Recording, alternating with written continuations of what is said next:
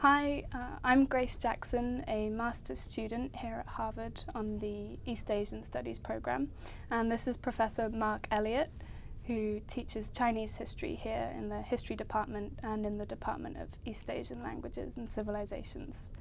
And we're here today to take you behind the scenes of the production of the 4 Qing modules that we've been working on for the past few months. So just to begin with, Professor Elliott, if you Hi, could Grace.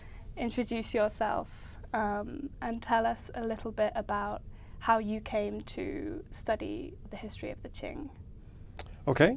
Well, you already said what I do here. I teach history of China, mainly what we call late imperial China, so China from roughly 1500 to the present, more or less.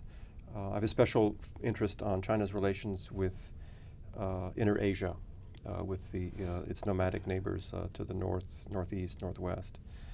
So my teaching involves classes there and also training students, particularly graduate students like yourself, or students in the PhD program who want to do research using original language materials, mostly in Chinese, but also in Manchu and in Mongolian for the history of the last dynasty, the Qing.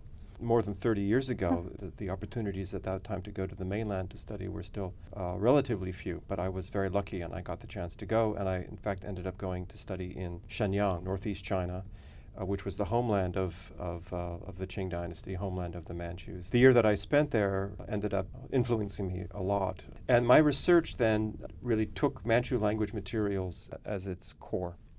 And I was interested in the Manchu experience as conquerors of China. How did they manage to not just take over, but how did they manage to rule for such a long time, 267 years counting from 1644, when they were so few in number? At the very beginning of the course, you'll remember, to understand China today, it is vital to understand China's past. That this is the key. And the Qing, of course, is the last dynasty, the last moment of a pre-modern formation in China. So much of the historical experience of the Qing carries over in various ways, or has influenced in many ways the experience of China and the Chinese people in the 20th and now the 21st century. It's been very interesting actually to think about the point in the course, in the kind of overall China X trajectory at which our modules come in and where we leave off.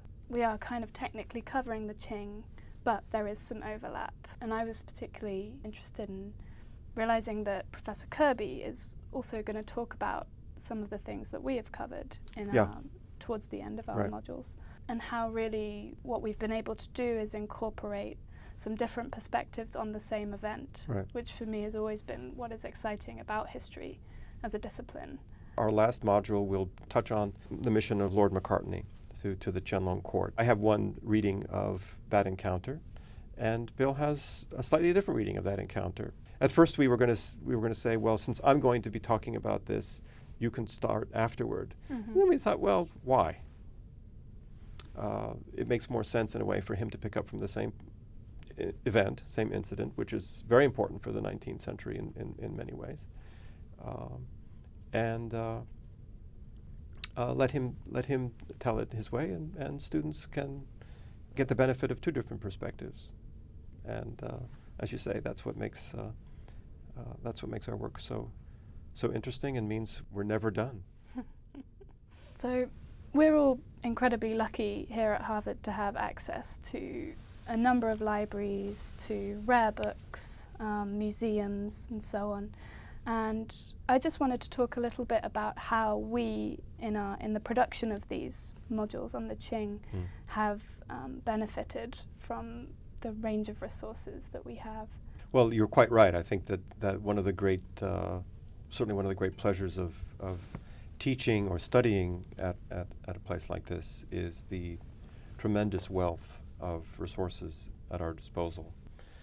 We've spent time at the Houghton Rare Book Library, where we took a look at some of those wonderful engravings of the conquest of Turkestan under Qianlong, the maps of the Macartney mission to China in the 1790s, all kinds of stuff that Harvard has collected over the decades, over the centuries, that speaks to many of the things that we're talking about.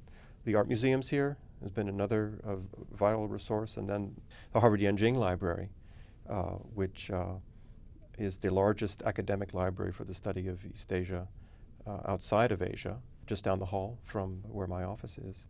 On these 4 modules, we've benefited from having a team. So since they aren't here, I think it's only fair that we introduce the team members. And they're all your students, funnily enough. Yeah, imagine that.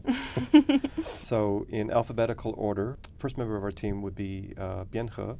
She's originally from Beijing, a PhD student in the History of Science program. Everybody's from a different program. That's one of the cool things that I think has worked really well. And then we've had Josh Freeman, who's in the PhD program in Inner Asian and Altaic Studies, which is a very small but distinguished program here at Harvard, and he specializes in Uyghur literature.